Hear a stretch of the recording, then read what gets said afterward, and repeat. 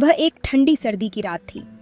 अजय, एक साहसी और जिज्ञासु युवक, अपने दोस्तों के साथ पास के जंगल की खोज पर निकला था। गांव में कुछ समय से अजीब घटनाएं हो रही थीं। लोग अचानक गायब हो रहे थे और जंगल के पास से अक्सर डरावनी आवाजें सुनाई देती थीं। कहते थे कि जंगल के बीच एक पुरानी भूतिया हवेली है, जहां कोई भी गया वह वापस नहीं लौटा। अजय इन कहानियों पर यकीन नहीं करता था। उसे लगता था कि ये सब अफवाहें हैं जो लोगों को डराने के लिए फैलाई गई हैं। मैं उस हवेली को देखना चाहता हूँ, अजय ने अपने दोस्तों से कहा। हम सच जानेंगे और इन बेवकूफ़ी भरी कहानियों का अंत करेंगे। दोस्त पहले तो डर गए, लेकिन अजय की हिम्मत देखकर वे तैयार हो गए। एक हल्की चांदनी में वे सब जंगल की ओर बढ़े।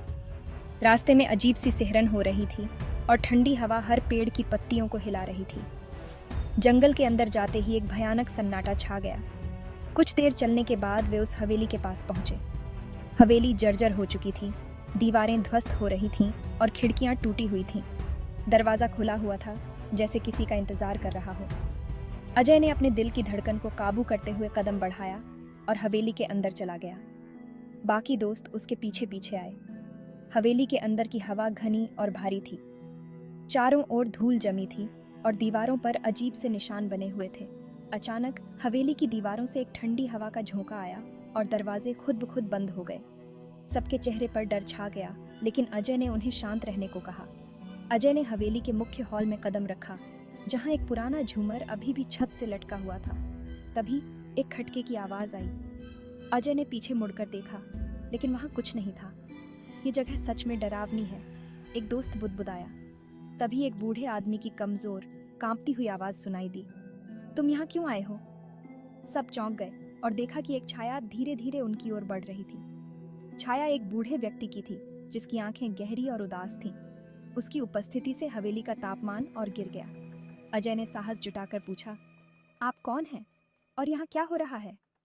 बूढ़े व्यक्ति ने धीमी आवाज में कहा, मैं यहाँ का रखवाला हूँ। सालों पहले इस हवेली में एक बड़ा हादसा हुआ था।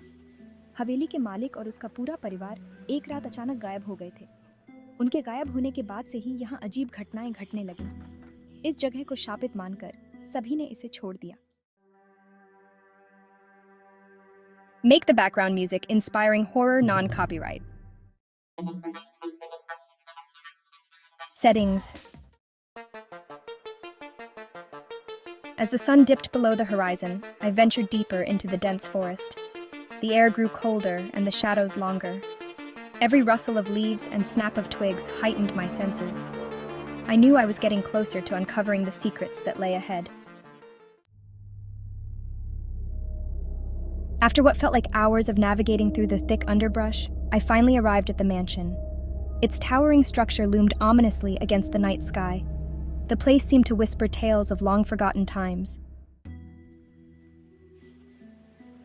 Pushing open the creaking door, I stepped inside. The air was thick with dust and the scent of age-old wood.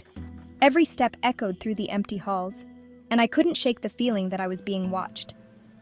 Subscribe appeared faintly in my mind, almost like a ghostly reminder of the journey I had undertaken.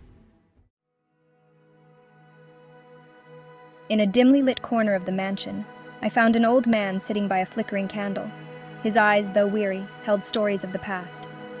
With a deep, gravelly voice, he began to speak. This mansion holds many secrets, he said, secrets that have been buried for centuries.